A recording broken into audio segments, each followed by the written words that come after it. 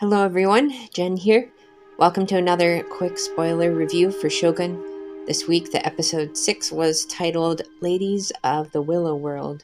As the title suggests, this episode focused on a lot of the notable women in the series, especially Lady Ochiba and Mariko.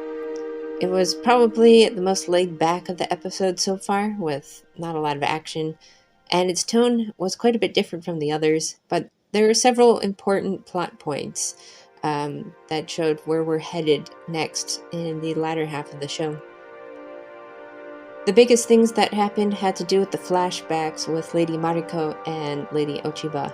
We learned that it was Mariko's father, along with Lord Toranaga, who conspired against Lady Ochiba's father for his cruelty. She, of course, doesn't view it that way, and instead harbors a deep grudge for years against both families for their involvement in her father's death. Now in the present time, Ochiba is fixed on killing Toranaga for revenge, and probably Lady Mariko too, to finish her vengeance, so to speak. It's clear that, unlike Lady Mariko, Ochiba is herself power-hungry, ruthless, and very much willing to uphold the legacy of her father. Her tunnel vision may make her vulnerable, however, as Lord Ishido has ambitions to take full control of the realm. Only as long as their goals align will they be allies, but soon Ishido will have no reason to respect her or the Taiko's heir. Due to Lady Ochiba taking control of the council and setting everyone against Lord Toranaga, he has no choice but to take matters into his own hands. This isn't about self-defense. This is about removing tyrannical powers that he had sought to end before.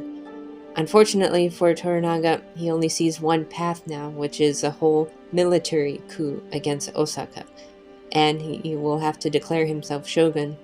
In an ironic display of events, the very one who was trying to avoid setting up a shogunate in the first place will be the one sitting on the throne.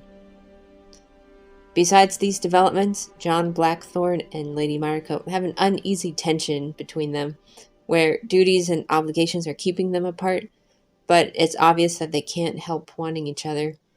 I'm starting to wonder if Lord Toranaga knows about this, seeing this subtle love triangle between them and Buntaro, who is the main source of conflict. When Toranaga tells Buntaro to separate himself from Mariko for a while, I wonder if he knew all along that this was an unsuitable relationship, but I'm not sure what he wants to do about it. Perhaps he seeks an additional way to keep John Blackthorne attached to Japan and not leave. Toranaga must feel great pressure to please John, out of preserving his honor in the face of a foreigner saving his life multiple times. It would be humiliating to have John reject Japan and leave at this point, but if they can make compromises, then perhaps both of them can be happy.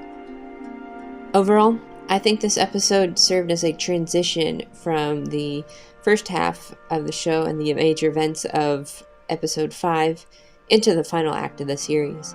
For this reason, it felt slow and less emotionally investing for me, since it was mostly setting things up for the future.